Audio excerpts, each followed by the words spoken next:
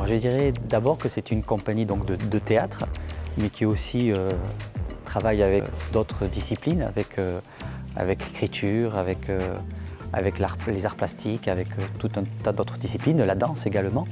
Mais globalement, on va dire que quand même, c'est une compagnie de théâtre qui a envie de raconter des histoires. Cette compagnie de théâtre donc, a été créée il y a plusieurs années. Elle a pris naissance à Santiago du Chili.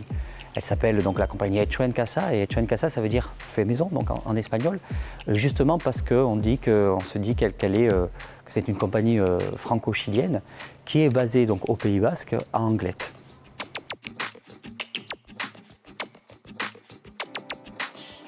La prochaine création, donc, qui va sortir en janvier 2022, décrit et raconte un petit peu l'histoire de Blanche. Donc c'est un personnage qui a un certain âge, qui a 98 ans au moment où elle va nous transmettre son histoire.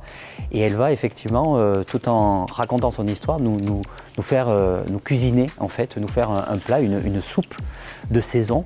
Et au fur et à mesure de sa soupe, elle va se plonger dans ses souvenirs. C'est-à-dire qu'elle va décrire toute sa vie. En fait, elle est née en 1922, 24 décembre, c'est pour ça qu'elle s'appelle Blanche, parce qu'elle est née sous la neige. Et elle va venir, au fur et à mesure de sa recette de vie, nous raconter un petit peu tous ces souvenirs-là. Voilà. Alors, on peut dire qu'elle a aussi des difficultés et des problèmes de mémoire.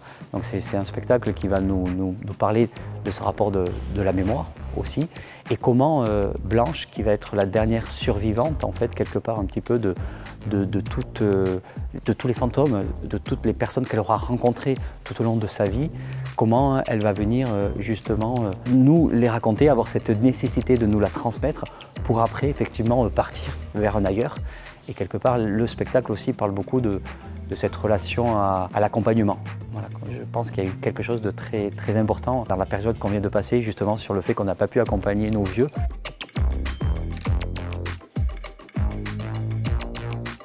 Il y a également donc d'autres partenariats toujours fidèles, notamment Sarlat, le centre culturel, avec qui aussi on collabore souvent, également Portets, La Forge, et puis la ville de Monin, avec qui aussi on va être pour la première fois en résidence chez eux.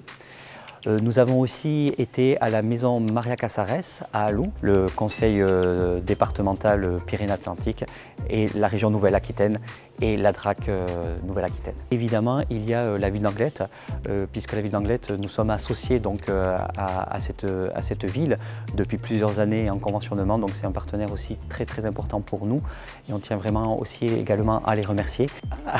Un petit mot pour la fin, écoutez, venez découvrir cette création. On espère évidemment que partager ce moment avec vous en toute convivialité.